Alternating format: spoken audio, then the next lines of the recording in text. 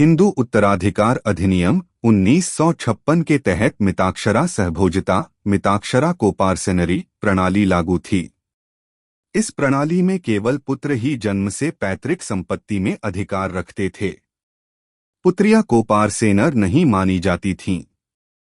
लेकिन 2005 के संशोधन अमेंडमेंट ने स्थिति बदल दी। अब पुत्रियों को भी पुत्रों के समान अधिकार और दायित्व मिले।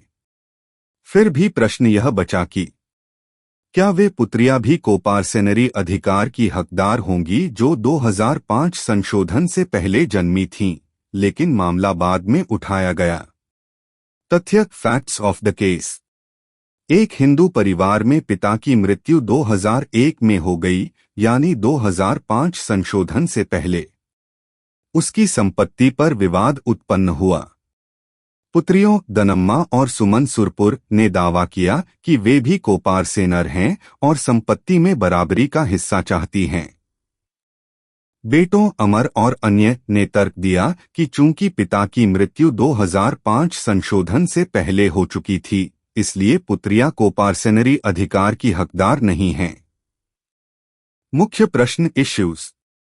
1. क्या पुत्रियां 2005 संशोधन से पहले जन्म लेने पर भी कोपार्सेनरी अधिकार पा सकती हैं? 2. क्या पिता की मृत्यु 2005 से पहले हो जाने पर पुत्रियों का अधिकार समाप्त हो जाएगा? सुप्रीम कोर्ट का निर्णय डिसीजन। 1. पुत्रियां भी कोपार्सेनर हैं।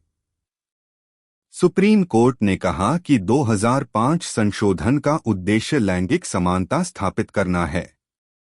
इसलिए पुत्री भी जन्म से ही कोपार्सेनर होगी, भले ही पिता की मृत्यु 2005 से पहले ही क्यों न हो गई हो। 2. बराबरी का अधिकार। पुत्र और पुत्री दोनों संपत्ति में समान अधिकार और दायित्व रखते हैं। इस प्रकार बेटियों को भी उतना ही हिस्सा मिलेगा जितना बेटों को मिलता है।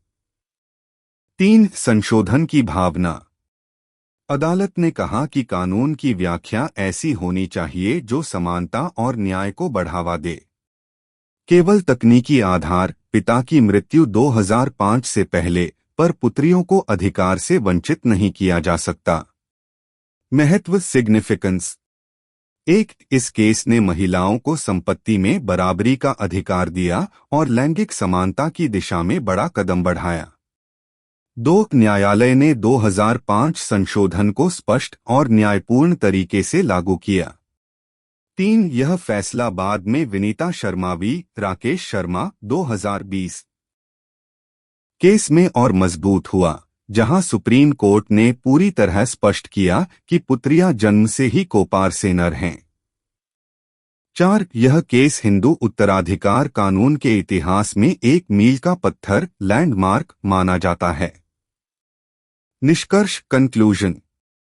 दनम्मा @सुमन सुरपुर वी अमर 2018 केस ने यह स्थापित किया कि पुत्रियां और पुत्र दोनों ही मिताक्षरा सहभोजिता में समान कोपार्सेनर हैं। यह निर्णय भारत में महिला अधिकारों और लैंगिक समानता के लिए बेहद अहम है। इस फैसले ने समाज में यह संदेश दिया कि बेटी